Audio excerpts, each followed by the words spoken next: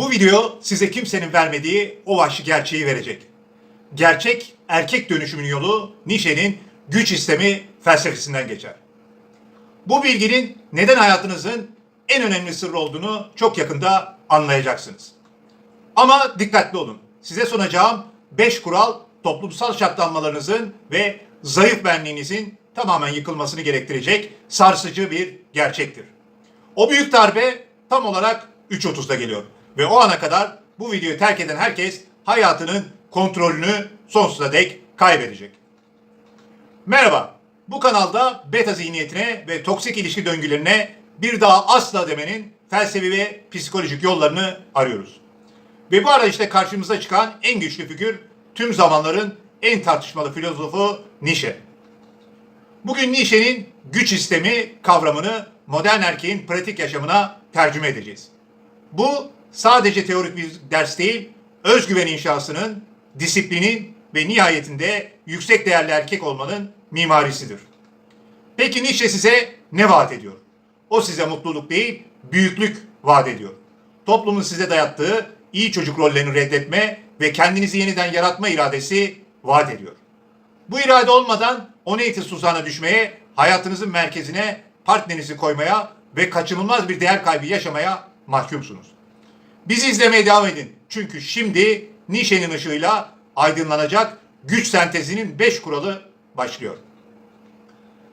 Şimdiye kadar duyduklarınız yalnızca o büyük yükselişin teorik çerçevesiydi. Fakat felsefe pratiğe dökülmediği sürece anlamsızdır. Bu yüzden şimdilik ilk kuraldan başlayarak iradenizi çelikleştirecek o sarsıcı dönüşüme adım atıyoruz. Ekrana lütfen odaklanın. Zorunluluk estetiği ve kendini aşma zorunluluğu. Birinci kural, yazgıyı sevmek. Nietzsche der ki, olmuş olanı istemek en büyük disiplinimdir. Başınıza gelen her şeyi haksız boşanma, aldatma, ihanet, bir kurban rolüyle karşılamak yerine onu güç kazanma materyali olarak kabul edin. Bu geçmişin prangalarını kırar. Hipergaminin sizi manipüle etmesine izin vermez. Çünkü acı sizin yakıtınızdır. İkinci kural, değerlerin yıkımı ve yeni inşa. Toplumun size dayattığı tüm iyi, erdemli veya uyumlu değerlerini sorgulayın. Sizin gücünüzü aldatacak her değer yıkılmayı hak eder. Erkek dönüşümü buradan başlar. Kendi değer sistemini korkusuzca sıfırdan inşa edin. Üçüncü kural, ezeli ebedi dönüş. Hayatınızı bir döngü olarak düşünün. Eğer yaşadığınız her anı sonsuza dek tekrar yaşamak zorunda olsaydınız, bu anı yüksek değerli bir şekilde yaşar mıydınız? Bu soru tembelliği ve beta davranışını anında yok eder. Çünkü ikincil bir kez zayıf olmayı göze alamazsınız. Şimdi Hook'ta size söz verdiğim ve beyninizi yakacak sarsıcı gerçek geliyor. Hazır mısınız? Üst insan yalanı. Toplum size üst insan olmayı, rahat ve mükemmel bir varlık olmak sanıyor. Yalan. Nietzsche'ye göre üst insan ulaşılacak bir hedef değil, sürekli bir savaş alanıdır. O asla huzura ermez. O asla tamamlanmaz. O bitmeyen bir yükselme iradesidir. Hayatınızın sonuna kadar disiplin ve mücadele içinde olacaksınız. Rahatlamayı seçtiğiniz an zayıflamış olursunuz. Bu gerçeği hazmedemeyen herkes bu yolda yenilmeye mahkumdur. Bu bilginin değerini biliyorsunuz ve biliyorum ki bu anı kaybedenler hariç birçoğunuz bu önemli kuralı unutacak. Unutmayın diye bu kanala abone olmak büyüklük yemininizin ilk adımıdır. Abone ol ve asla unutma. Bu kuralları ilk okuduğumda ben de birçoğunuz gibi sarsılmıştım. Özellikle Nietzsche'nin acıyı ve mücadeleyi kucaklama çağrısı bana çok ama çok ağır gelmişti.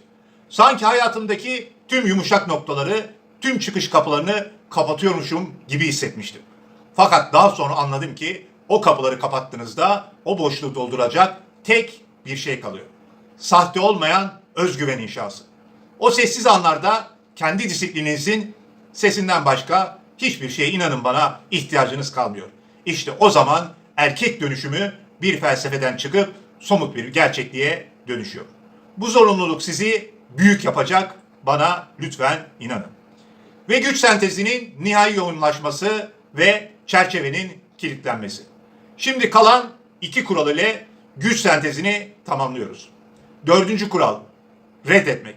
Resentment, başkalarının başarısından duyulan kıskançlık ve zayıflığın suçu dışarıya atma eylemidir. Kıskançlık ve şikayet, zayıf iradenin en belirgin işaretidir. Yüksek değerli erkek asla kıskanmaz, o kıskanılan olur. Başkalarını karalamak yerine enerjinizi, kendi değerinizi yükseltmek için kullanın. Ve beşinci kural, üst insan mimarisi. Vaat edilen sarsıcı gerçek. Az önce bahsettiğimiz gibi üst insan rahatlamaz. O sürekli bir kendini aşma projesidir. Güç istemi durdurulamaz bir gelişim ivmesidir. Bu kural disiplin ve iradenin konfor alanınızı her gün fethetme zorunluluğunu size yükler. Zayıflık bir tercih değil, yıkımın ta kendisidir. Bu 5 kural yalnızca okunan bir felsefe metni değildir. Onlar erkek dönüşümü yolculuğunuzun anayasasıdır. Bu kuralları uygulayanlar kendi özgüven inşasının zirvesine tırmanır. Şimdi tüm bu felsefi yoğunluğu hayatınızı değiştirecek tek bir özete indiriyoruz. Peki Nietzsche'nin iradenin yükselişi felsefesi bize ne öğretti? Öğrettiği şey şudur. Acıdan kaçma, onu kucakla, çünkü güç istemi acının üstesinden gelme eyleminde ortaya çıkar. Disiplin ile üst insan anlamını kendi hayatınızda yaratırsınız. Ve bunu yaptığınızda ne hipergami ne de toplumsal baskılar sizin erkek freminizi yerinden oynatabilir. Büyüklük bir beklenti değil, bir yaratımdır.